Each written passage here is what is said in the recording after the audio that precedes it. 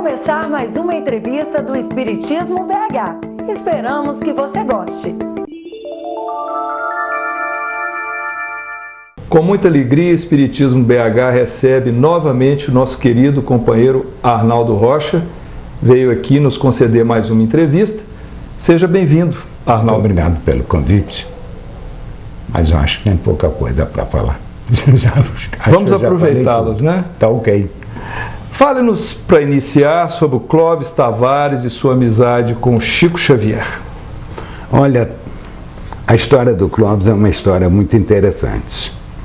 O Clóvis era rapaz pobre, família pobre, de Campos dos Goytacazes, que eles são muito orgulhosos, não falam Campos, é Campos dos Goytacazes.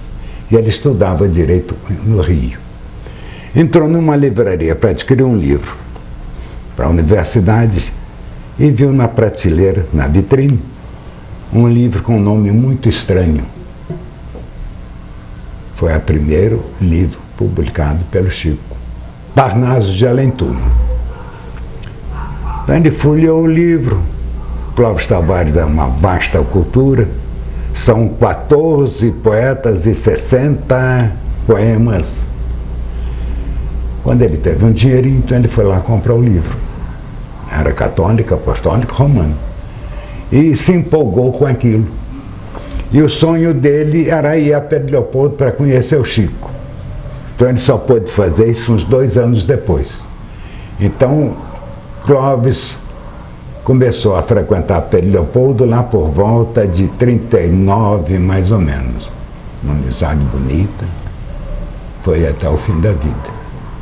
Devo muito ao Clóvis, que eu ainda brinquei com eles hoje. O Clóvis comparecia a Pedro Leopoldo 2 vezes por ano, período de férias, que ele era professor universitário, professor no liceu, professor de História e de Direito, acho que internacional. Então a primeira coisa que o Clóvis falou, que livro você está lendo? Pô, Clóvis, estou lendo isso assim, assim. Me fala o livro que você está lendo. O que você compreendeu lá?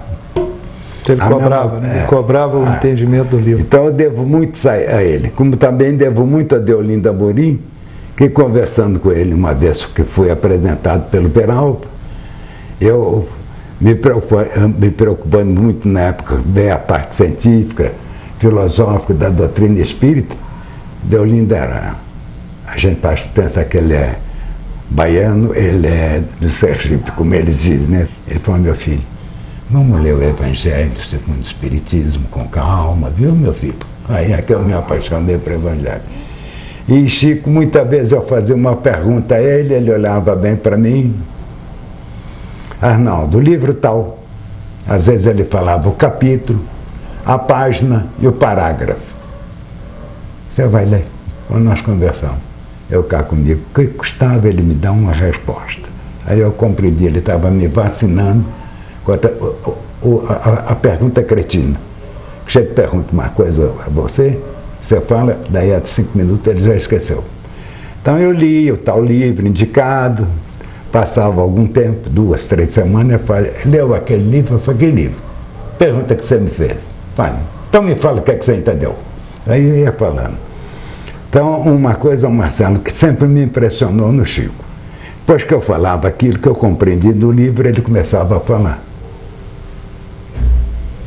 Aí ele parava. Assim, o espírito de fulano está aqui dizendo para nós olharmos assim, assim.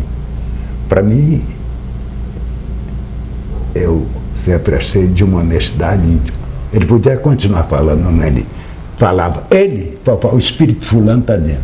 Então isso me impressionava muito, a honestidade, a sinceridade, a fidelidade doutrinária de Chico.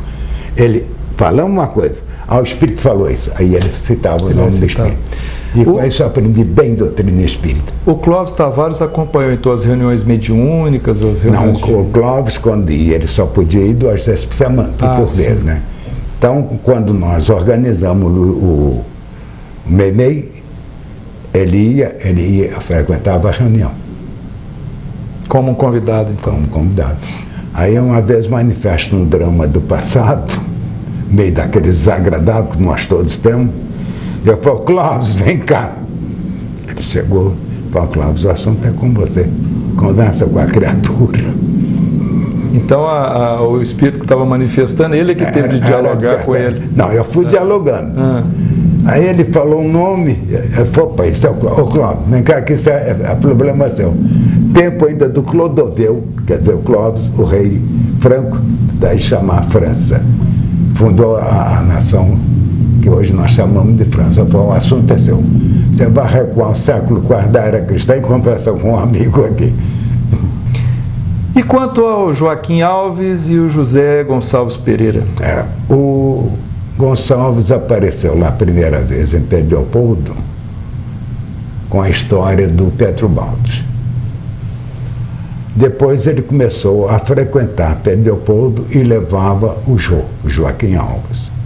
Dois belos e queridos amigos, viu?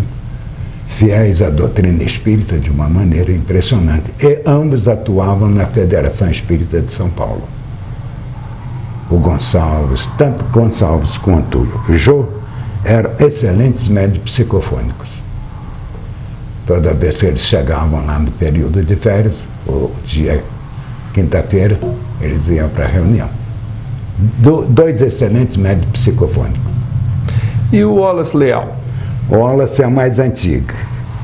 O Wallace devia ser um rapazola dos seus 19, 20 anos, se tanto, e de uma família espírita, uma bela formação espírita, um moço de uma vasta cultura. Ele começou a frequentar Pedro Leopoldo, já está com uns 18, 19 anos, né, por volta de 53 ou 54, muito ligado ao Chico. E tinha um amigo, que você não consta aqui, César Bornier Pessoa de Melo. Já era apresentado a ele, me dá aqui, sua mão. Ele pegava, ô fulano, como é que você vai e tal. Falava você no passado. Ele percebia assim. Aí uma vez eu perguntei, eu falei, Chico, esse negócio de César Bornier não é papo furado, não, com Arnaldo, ele tem uma intuição impressionante. O César, foi hoje que nós falamos sobre conquista de Granada e tal, que você perguntou, não. Ele tinha uma vivência muito grande na Espanha. Eu tinha um hábito de conversar com o Dr. Camilo Chaves, ele sabia que eu era ateu e materialista. Nunca abordou o assunto de doutrina espírita comigo. Pois que o Nenê voltou para lá, então ele começou a conversar. Então havia ali na Avenida Afonso Pena, entre Rio de Janeiro e Tamoios, uma livraria do Oscar Nicolai, não sei se você se lembra disso. Então geralmente à tarde era o ponto de encontro de Arnaldo com o Dr. Camilo. Devo muito a ele, aprendi muita coisa com ele. Aí o César Bornier chegou uma vez, conversando, bateu nas minhas costas, foi o Camilo, olha os espanhóis chegando aí, porque ele era o povo que vinha da França, olha os espanhóis daí, olha o carniceiro aí. Carniceiro era o senhor. Terceiro Duque de Alba, o apelido dele era o Carniceiro. Só quando ele foi para a Holanda ele mandou matar mais de 19 mil que eram protestantes, tá bom? É verdade que o Emmanuel corrigia as distorções nos relatos de historiadores sobre os acontecimentos da humanidade? É o seguinte, vamos raciocinar. O historiador, ele conta uma história que ele não conviveu. Certo. Então todo historiador tem um pouco de fantasia. Você lê 2 ou 3 historiadores sobre um determinado assunto, você vai ver a diferença de um outro. Então Emmanuel escreveu um belo livro que chama-se A Caminho da Luz. Aí você vai ver a verdade da caminhada da humanidade. É a mais bela resposta que eu posso lhe dar sobre isso. Naturalmente existiam outras obras, né, de historiadores que, quando o Emmanuel relatava, a visão espiritual era diferente, né? A história do Brasil é a história mais gaiata possível. Há aqueles historiadores que elogiam Pedro I, outros que os reduzem a um patifão. Não, foi um bom admirável. E outra coisa, o Dom João VI, há historiadores que o consideram cheio sem responsabilidade, é mandado pela mulher. Foi um homem que chegou aqui, a primeira coisa que ele fez foi abrir os portos, criou a imprensa nacional, criou o Jardim de Educação que existe até hoje. Então, para você ver como os historiadores contam as histórias de conformidade, com interesse, seja político ou social. Visões distintas. Então, o Emmanuel, nesse livro, A Caminho da Luz, ele conta a realidade da evolução da humanidade. É um livro que deve ser lido. Quem gosta de história, leia isso, que vai ter uma compreensão muito bonita da evolução da humanidade. Sr. Arnaldo, agora vamos relatar uma passagem do senhor com Chico Xavier, uma ida ao cinema para assistir um filme que se chamava, o que se chama, né? Loucuras de Amor. Que filme era esse e o que foi que aconteceu? Não, eu chego no escritório e a menina fala, Arnaldo, o senhor Francisco Xavier telefonou, que está aqui em Belo Horizonte, que veio com o Dr. Romulo. O Dr. Romulo era o chefe da Fazenda Modelo, onde Chico trabalhava. Então a menina me deu o recado e me falou que depois de 2 horas ele estava livre. Eu saí, desci a Rua Curitiba. Na Rua Curitiba, entre Carijós e Tupinambás, havia um cinema. Não sei, hoje já não existe mais. Eu parei lá, falei, gente, esse filme é sobre a Joana louca. Joana foi Chico no passado. Então, Joana era uma encarnação anterior do Chico Xavier, essa Joana a louca. Não, ela não era louca, eles falavam. A mãe dela, a Isabel, desde cedo tinha uma preocupação que a filha tinha visões e conversava com os espíritos. Então você vai recuar numa Espanha católica, apostólica, romana, século XVI, ela estava conversando com o diabo, então ela era doidinha. Era louca. Tanto que quando a mãe ela se casou, ela teve muito cuidado, explicou para a família. Então eu estou passando lá, parei, conversando, encontrei com um amigo, estou olhando. Antigamente o cinema tinha uma exposição. Eram os cartazes das fotos do filme. Eu olhei e falei, gente, isso é a Joana. Entrei, comprei um ingresso. A matina começava às 3 horas. Então fui lá buscar o Chico. Então estou com vontade de fazer um lanche, fizemos um lanche. Então agora nós vamos andando. Entramos ali na Rua Curitiba, quando faltava assim, uns 5 metros de cinema, eu falei, agora você fecha os olhos. Por quê? Você vai fechar os olhos. Então ele entrou no cinema, a área toda, de olhos fechados. Não viu os cartazes, as fotos. Senão ele ia saber o que eu estava levando, né? Aí o filme começou. Chico chorava, ria, chorava.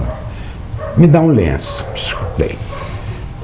Lá pra, falou, meu filho, eu só tenho 2, você já enxugou, já molhou 2. Só se eu tirar a camisa para você enxugar. Acabou, nós saímos, ele numa alegria muito grande. Eu falei, Augusto Usura, honestamente, o filme é real. Eu falei, olha, Arnaldo, eles estão contando uma história de 400 anos atrás. Então tem umas pequenas coisas que o livro que eles basearam, criaram. Aquela história do historiador. Sim. Mas 90% é a realidade. Era um pedaço de uma mulher bonita.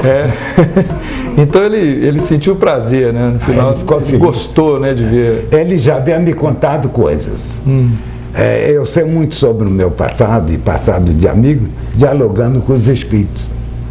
Então, uma vez conversando com a entidade, ele me contou uma história. Aí um dia eu joguei verde, ele gostou, eu falei, não, é real isso.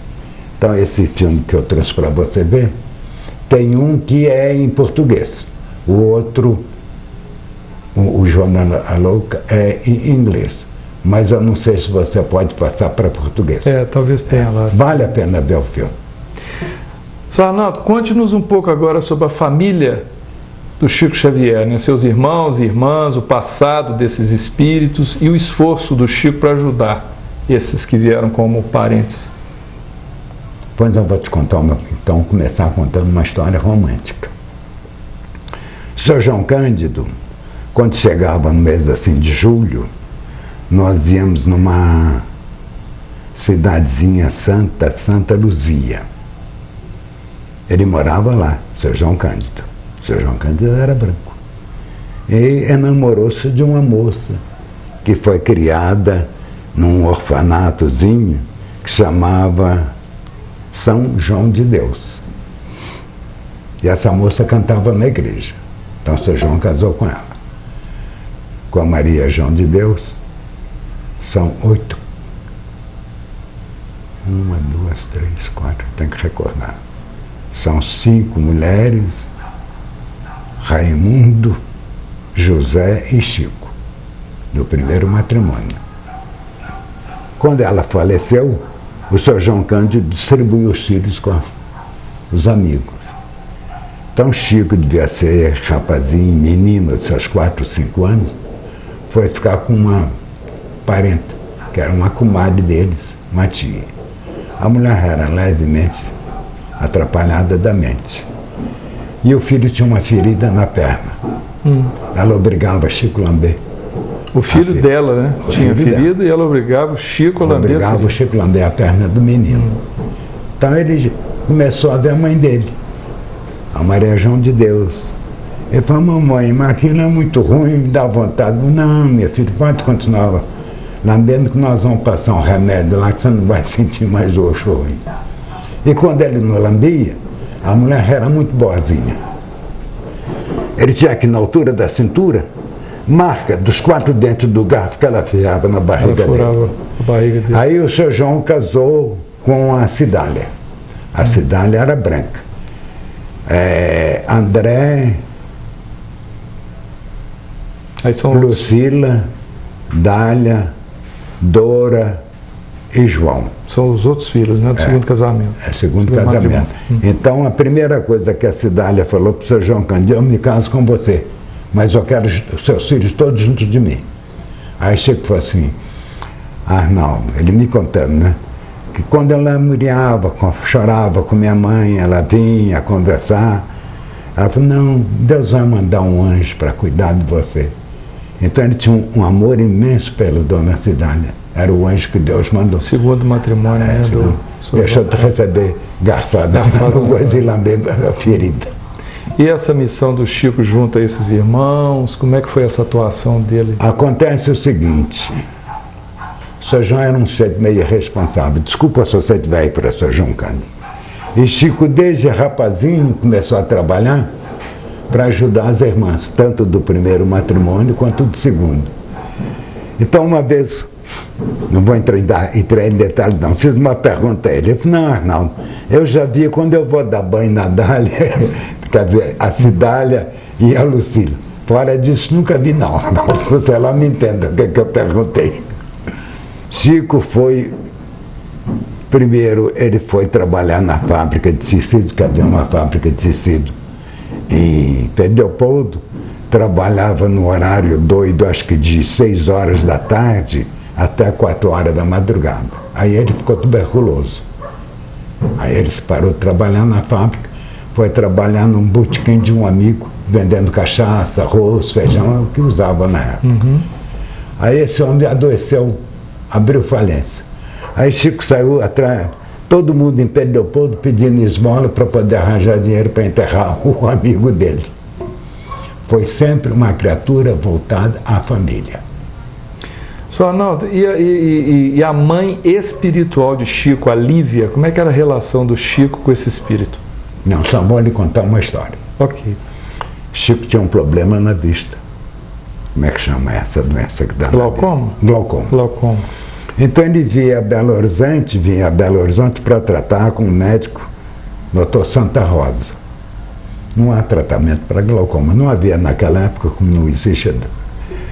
Mais tarde, eu levei no professor Hilton Rocha. O Hilton Rocha examinou mais de 2 horas, virou e falou: Chico, São Francisco, eu vou lhe receitar um medicamento, a injeção, dói muito, mas não vai curar não. Nós não sabemos a cura. Glaucoma é uma hipertensão ocular. Não se sabe a causa. Então o Chico vinha para fazer o exame lá na Santa Casa, onde hoje é o Hospital das Clínicas. Tem um setor lá de oftalmologia. E ele saía, andava, atravessava aquele viaduto da Santa Teresa para ir até a Avenida do Contorno, subindo para ir à casa da irmã dele. E aquilo doía muito, tratamentos, medicamentos. Ele está subindo a Avenida do Contorno. Um calor medonho, ele tirou o chapéu, o Chico sempre tirou o chapéu, e foi carregando o chapéu e chorando. Aí ele virou e fez uma prece. Foi, minha mãe, me ajuda que está dor. Foi a única vez que Chico me fez referência sobre a Lívia, a mãe dele. Nunca mais. Ele falava muito sobre a cidade, mas sobre a mãe dele, a Lívia, foi a única vez. Mas era uma pessoa, então, que ele muito querida para ele, né? Espero que eu não terminei a história. Ah, desculpa. Era tardezinha. Aí ele, com aquela dor medonha nos olhos, ele foi, gente, como o entardecer de Belo Horizonte é bonito, que estrela linda. A estrela foi chegando perto dele, é que ele viu que era a mãe dele. Era a Lívia. Era a Lívia. Foi a única vez que ele fez referência sobre a Lívia. Aí ele chegou na casa da irmã dele, chapeuzinho na mão. Foram olhar no chapéu, estava cheio de níquel. De um jeito mal trajado, pobre. Estava cheio de quê?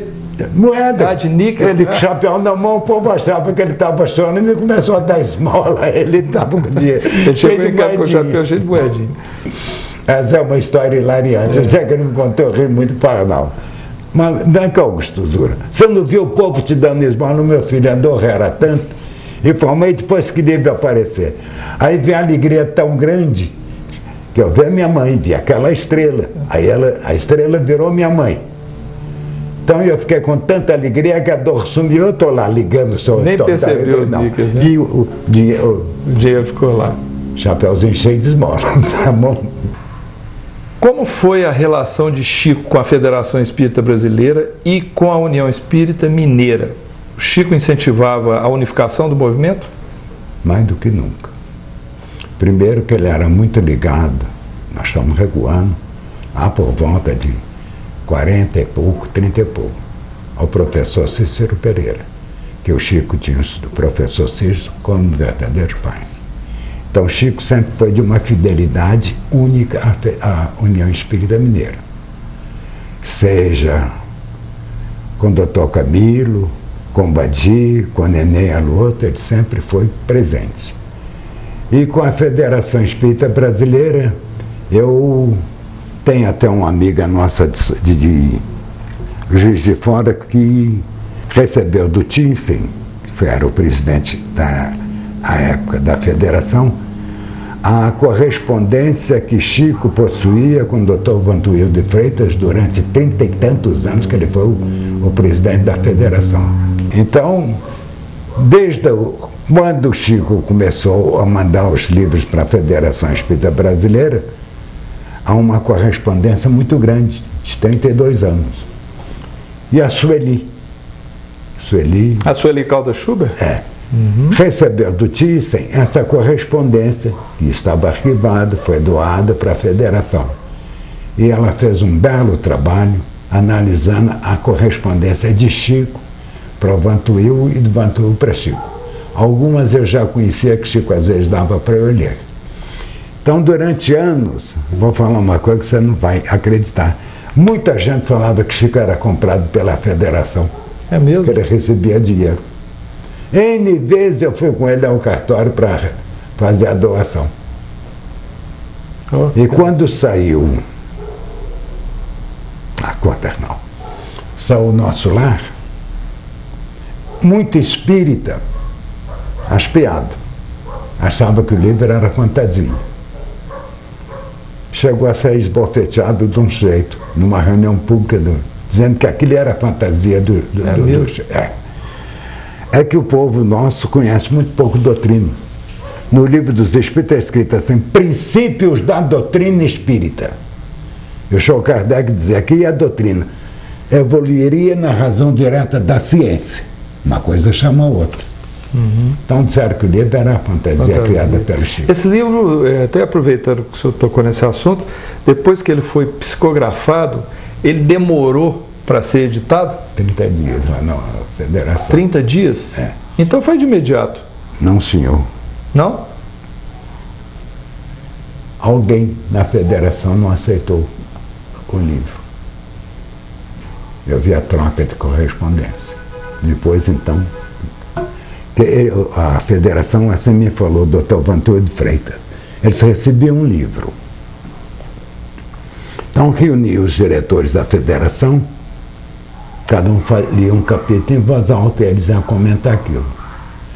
Então a criatura que tem essa fantasia, e a fantasia é campeã no nosso bem, acho que quando a gente desencarna nós vamos ficar lá como o céu dos católicos e ver aquela história, a vida do outro lado, achava que o livro era fantasia.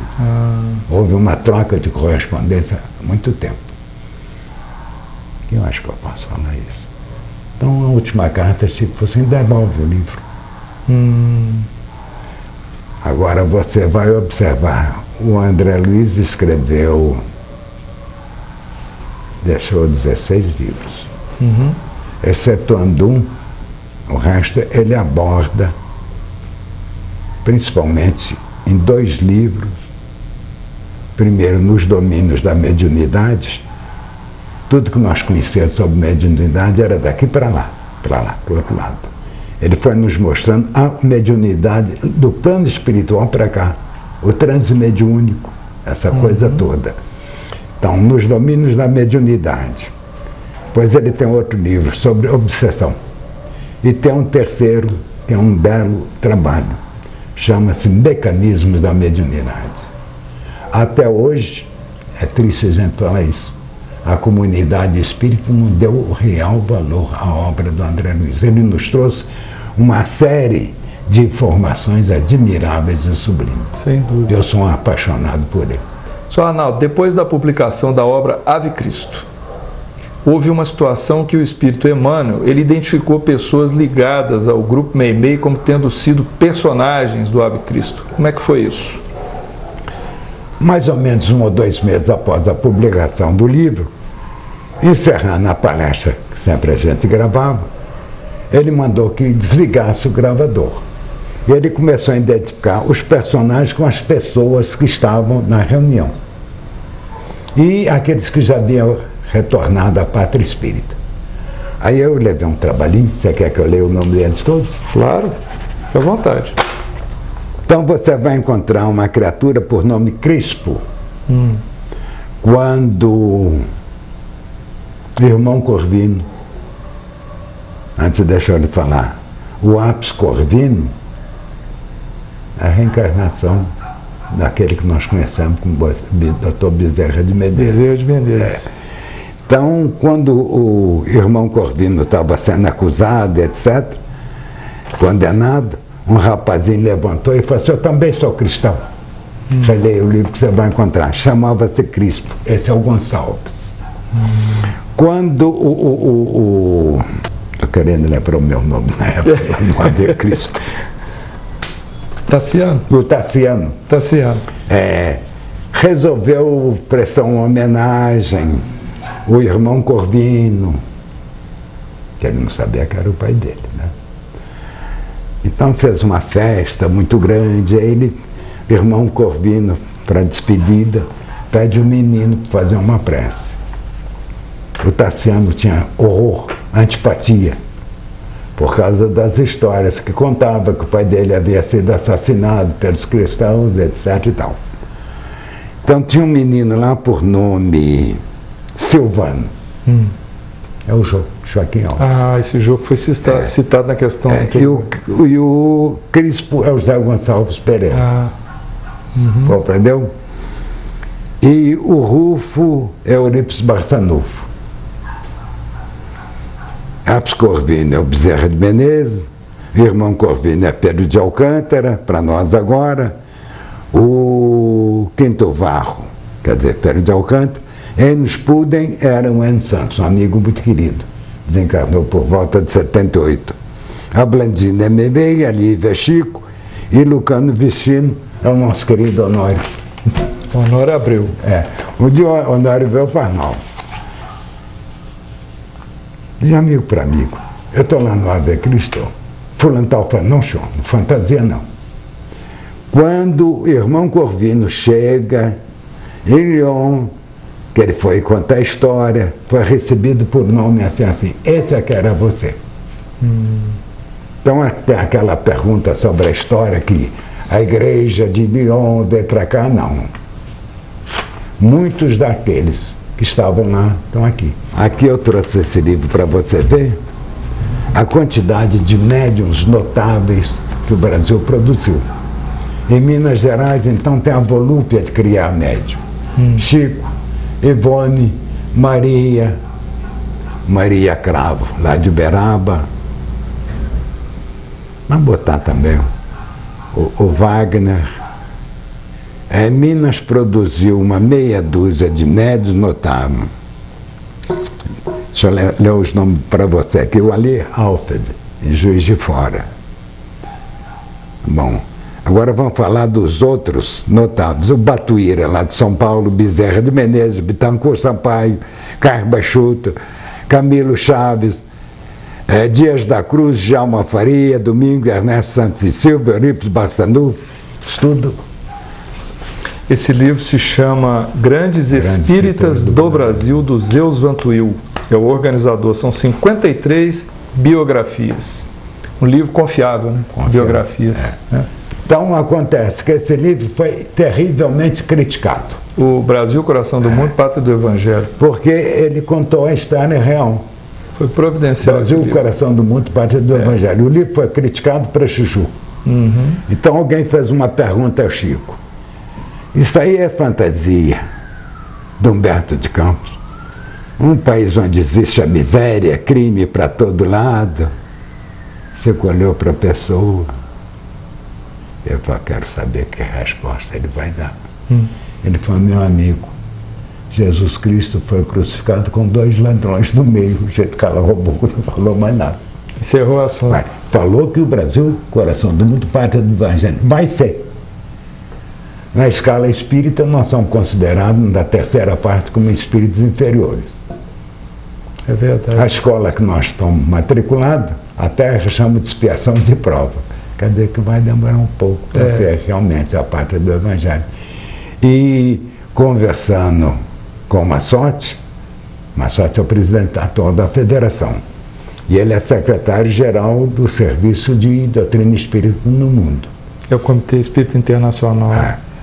Uma vez dialogando com ele, eu falei, Arnaldo, excetuando a Argentina, na Europa, e o Divaldo também me falou isso, há pequenos números de espíritos. Na Inglaterra é neoespiritualismo.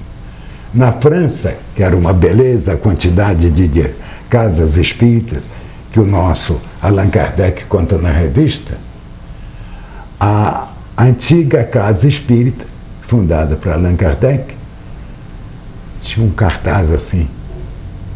Como é que chama essa história de Lemão?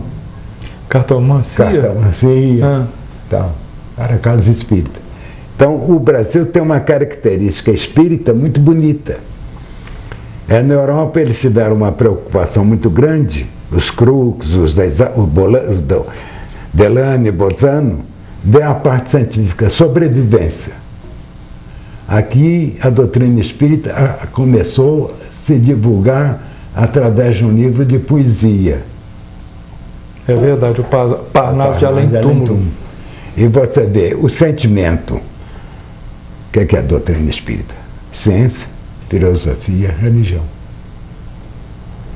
Então, a concepção da doutrina espírita para nós no Brasil é muito bonita. Então está lá nas anotações de João. Não me pergunta nem o capítulo, nem segundo, nem os versículos. Eu me vou, Jesus falando, mas não vos deixarei sós.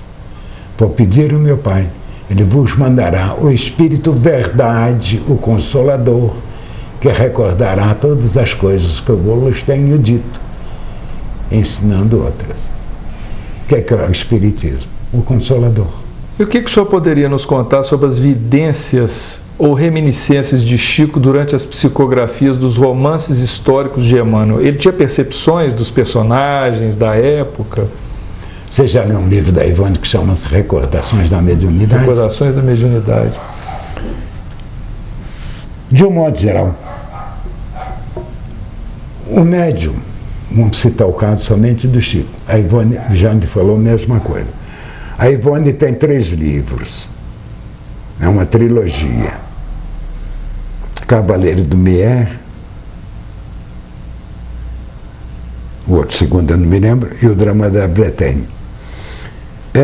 São 3 livros num ápice de tempo de 290 anos.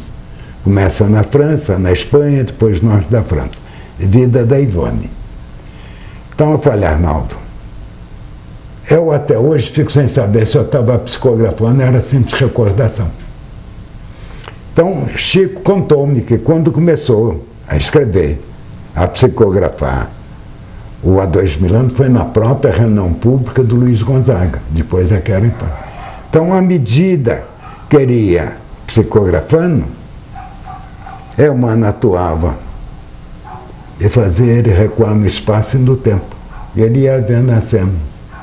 Ou seja, não era um simples ditado, né? Ele estava tendo percepções, né, das cenas, vivenciava tanto isso. No Há 2000 anos, 50 anos depois, o Renúncia, ele era simples espectador. Ele não consta lá.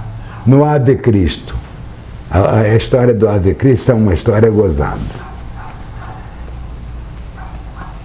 Nós Chico, fomos visitar um casal amigo ali na Pampulha e marcou-se para o chofer nos apanhar às 10h30.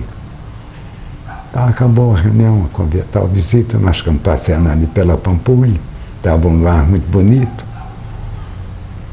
uma noite muito bonita, nós assentamos no lugar para bater um papo. Aí ele falou, Augusto, o senador podia escrever um romance, ele está meio pobre de romance, só tinha 2000 anos, 50 anos depois, Renúncia e o mais belo trabalho sobre o cristianismo nascente, que é Paulo Estevão. Aí Chico riu muito. Passaram uns 2 ou 3 meses, ele me deu um material para ler. Era o Ave Cristo. Era o Ave Cristo. Eu chamava minha mãe de senador. O senador disse que ele agora tem tempo para escrever um romance. Que surpresa, hein? Para mim foi porque como os habitantes da Bolívia de Cochabamba de tanta alegria que eu fui lendo, chegava ali aquilo. Fiz tudo para o Chico me dar a parte psicografada. Ele rasgou. Mas fiquei curioso, ele revelou assim para o senhor que o senhor era o Tassiano, ele falou isso assim de não, cara? Eu já sabia disso. Já sabia disso antes, por causa de adversários do passado. Então, um dia eu fuçando lá, período de férias, uma gaveta que sempre vivia fechada, eu vi lá um bloco, letrinha de Chico. Tem a síntese do livro,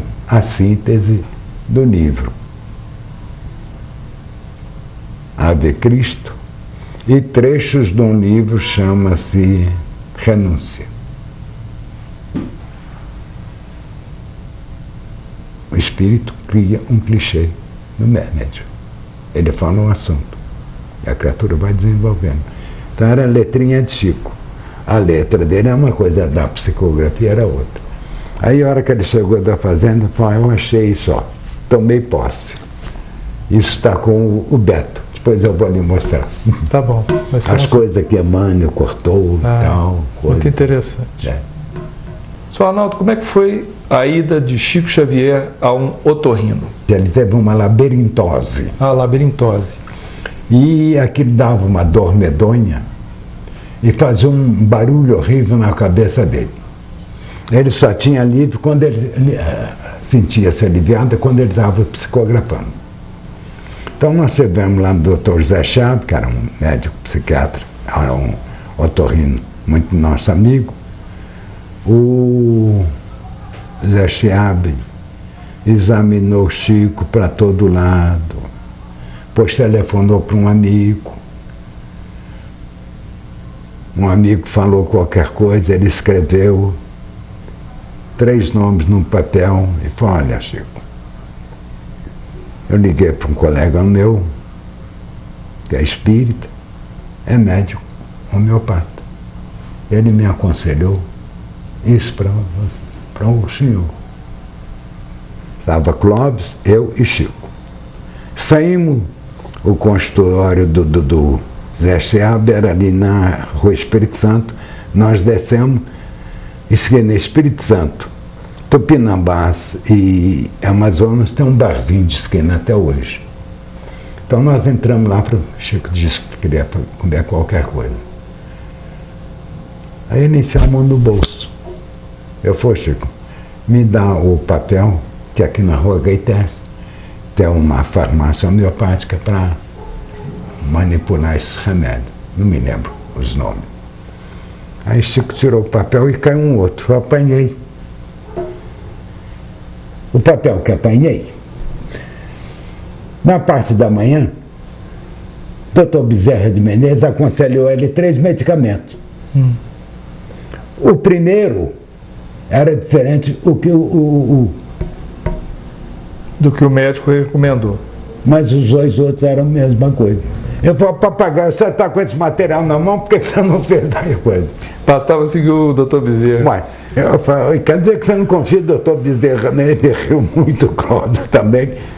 Mas o único só que era diferente. Os 2 era a mesma coisa que o Dr. Bezerra havia falado. Então eu achei essa coincidência impressionante. Esse foi um dos motivos que Chico foi para Uberaba. O Zé Chiabe aconselhou, naquela época Belo Horizonte era muito frio. Então o Chico já conhecia, tinha muito relacionamento Uberaba, porque já acompanhava o Dr. Romo, por causa da exposição de gás, né? Então, todo ano. Então o Chico já tinha um grupo muito expressivo de amizade. Lá na cidade de Uberaba. Aí é que ele foi para Uberaba. Tem uma história interessante de um animalzinho chamado Dom Negrito. Não. Que história é essa? Falar da história de um cachorro. De um cachorro. A história desse cachorro é gozada. Ele era um cachorrinho pretinho, pouco menor que os cachorros lá de casa. Cachorrinho pequenininho. Magrinho, que era danado. Reunião de segunda e sexta-feira no Luiz Gonzaga. O cachorrinho ia para lá. Ficava sentado, deitadinho, debaixo da cadeira de Chico. Na hora que acabava a reunião, ele tirava o time. Aí Chico se encontra com uma chora amiga. Pô, Chico, está acontecendo uma coisa muito interessante. Falou o nome do cachorro. Ele toda segunda e sexta-feira, 7h30, 8 horas, ele some, que a gente procura em Pedro Leopoldo para todo lado. Na reunião, a segunda-feira, ele chega mais cedo em casa. Mas na sexta-feira, que era feriado, dia seguinte, sábado, então, ele chega às vezes 1, 2 horas da madrugada. Aí Chico fala, como é que é o cachorro? Aí ele fala, então ele vai toda segunda e ele está lá. Como ele era preto, eu pus o apelido dele de Dom Negrito. Aí foi um casal numa cidade que não vou falar o nome para não identificar, e eles eram presos. Aí Chico falou, não, troca o nome de Dom Negrito. Aí eu passei a chamar de Dom Pedrito. Dom Pedrito. O cachorro ia à reunião de segunda-feira. Então uma vez estava Clóvis, Gonçalves e tal, eu falei para ele, olha, eu conheço muito espírita cachorro. Mas foi a primeira vez que eu encontrei um cachorro espírita, fiel. Toda segunda e sexta-feira o cachorro estava lá. Danadinho. Não latia nem nada, ficava lá quietinho, quietinho. Ele estava no vibracional, né? Estava. Esse é um cachorro evoluído. Bom, vamos agora falar um pouco do livro Nos Domínios da Mediunidade, de autoria do espírito André Luiz. Nós identificamos, né, nesse livro, o André Luiz identifica um grupo mediúnico que é por ele estudado com profundidade. O Chico teria revelado a identidade desse grupo de pessoas? Uma boa parte é baseada nas nossas reuniões do MEMEI. E outra parte é baseada nas reuniões do Grupo Regeneração da Federação Espírita Brasileira, que foi um grupo fundado pelo Dr. Bezerra de Menezes. Então, no livro, que é o mais belo estudo que eu conheço sobre mediunidade, que nós conhecemos a mediunidade daqui para lá. O André Luiz vem mostrar o fenômeno mediúnico do plano espiritual para cá. Então há uma médium lá que se chama Dona Ambrosina Chico. Esse sujeito sou eu. Esse sujeito aqui é o senhor. Então o senhor não quer falar o nome dele. E o senhor está lá nesse grupo, então. Que quando eu me fiz espírita, no grupo lá de casa, da família, da Alva de Assis, até 48 eu funcionava como médico psicofônico. Então, me encerrando uma determinada reunião, um dos nossos benfeitores espirituais, Dr. Cornélio, terminou a palestra e virou-se para mim e falou: meu jovem, semana próxima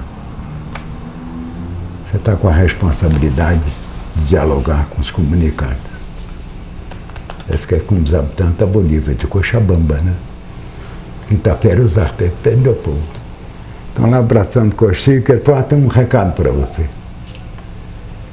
Eu falei: Chico, eu estou precisando falar uma coisa com você. Eu falei: tem um recado para você. Emmanuel me disse que os benfeitores espirituais analisaram a sua ficha e que a voz que comandou tanta guerra, tanto sofrimento, vai ser usada agora para conversar. Eu falei: Chico, mas como é que eu vou saber, Augusto Osório, se eu estou dialogando com um homem ou com uma mulher? O telefone antigamente era horrível. É um telefone, você vai ouvindo. Mal não tem evidência. Meu filho, não preocupe não. Vai com calma que você vai desenvolvendo a intuição. Aí eu comecei aí. Porque o Joffre Leles, que dirigia a nossa reunião, Joffre Leles era coronel da polícia e sobrinho do professor Cícero Pereira. E ele servia o Juscelino, que Juscelino era médico militar. Juscelino Kubitschek? Juscelino Kubitschek. Então o Joffre eram muito amigos, serviu tanto ele quanto o José ao Juscelino na prefeitura, na governadoria e como presidente. Então o Joffre terminou a reunião, falou: foi muito bom, porque eu vinha falar que eu não posso mais vir, que às vezes eu já sei muito tarde. Então diz que o Juscelino fala assim: ô Joffre, vai embora para sua reunião, pede os espíritos lá. Isso, eles soltavam um palavrão. Nós precisamos do auxílio dos bons espíritos. Então aí é que eu passei a dialogar com os espíritos. Então a minha cunhada Luísa, portadora de uma bela evidência, manifestou a primeira pessoa. Eu falei: Luísa, é homem ou mulher? Eu falei: não sei. Acabou a reunião, falou: ô Luísa, você é minha amiga. Não, minha filha, não está ajudando muito. Você vai ter que aprender sozinho. Aí eu comecei a conversar com os espíritos. Faço isso há 62 anos. Pois é, esse que nós são os grandes mestres que eu tenho. Nós íamos perguntar exatamente isso. Arnaldo, então nós vamos para a última pergunta. Do seu início com o Chico Xavier no Grupo 66 até hoje, quantos anos somados de diálogo com os espíritos ao longo desses anos, né? E quantos médiums o senhor conheceu? Bom, médium,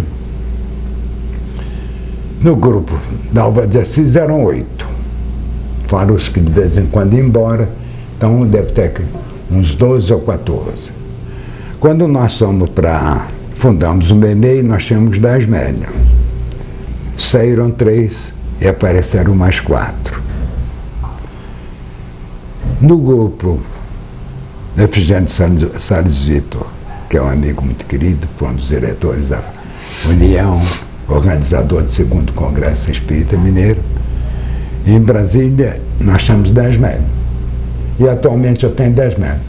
Eu já devo ter tido contato com mais de 60 médiums. E em quantos anos de trabalho? 62 anos, desde 48 que eu dialogo com os espíritos. Já devo ter conversado com uns 30 mil espíritos, mais ou menos. O senhor que fala que isso dá mais experiência do que ler os livros, né?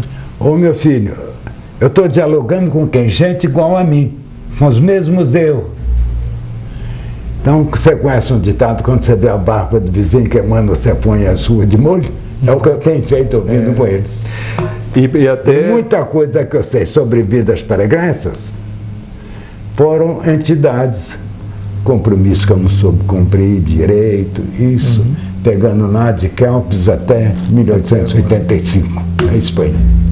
Bom, a última pergunta que eu tinha preparado foi essa, mas eu vou fazer mais uma de improviso aqui, que é a seguinte: os médios que estão assistindo o senhor, né, direcionado para os médios, para aqueles que estão na educação mediúnica ou que já iniciaram o trabalho no tratamento espiritual, né, na desobsessão, nós temos reparado algumas pessoas colocando o título de médium como se fosse alguma coisa de destaque, né?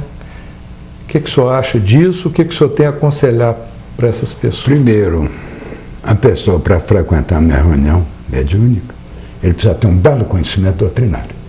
Então, eu sou médium. Estudar é importante.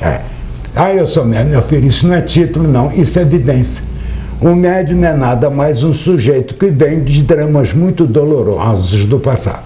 Um devedor, né? Com coisas a reparar.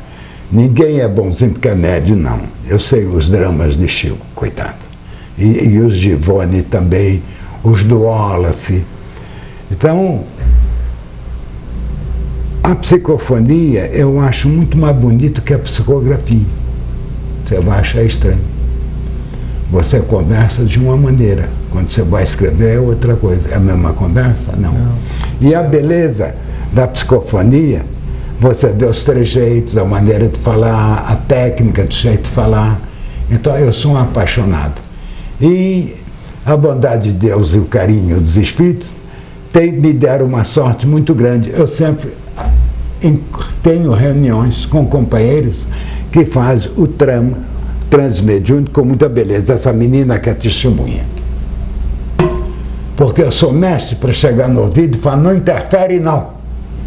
Educadamente. Põe no ouvido e fala, não interfere não. Qual eu conheço o médium. Então transe. Quando ele começa a fantasiar, porque toda manifestação mediúnica, seja ela psicofônica ou psicográfica, há um substrato do médium. Sim, você só não encontra isso na pneumatofonia ou pneumotografia, que é o fenômeno da voz direta que a gente chama. Perfeito. Então, às vezes o médico começa a fantasiar, eu chego baixinho no ouvido dele e falo, meu filho, não interfere não. A dose de animismo está ficando alta. E tudo que eu aprendi de doutrina espírita para conversar com ele. O senhor perguntou se eu já li? Instruções psicofônicas, tem 2 belas páginas de um espírito que aprendi muito com ele, Serinto. A cidade de Pedro Leopoldo tem como patrono São Sebastião. Acho que é dia 21 ou 20 de janeiro. 20 de janeiro. Isso mesmo.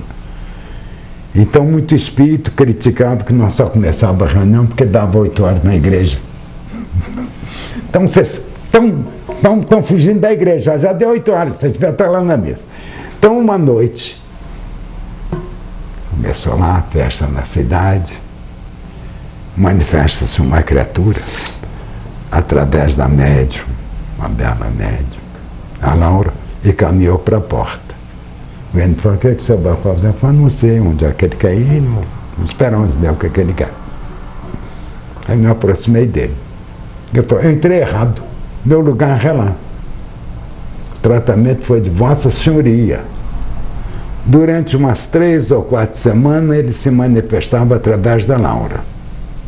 Depois ele passou através da Zínia, que eu lhe perguntei se era sua parente de Orsini. A Zínia era um médium de uma dutilidade notável, um belo médium.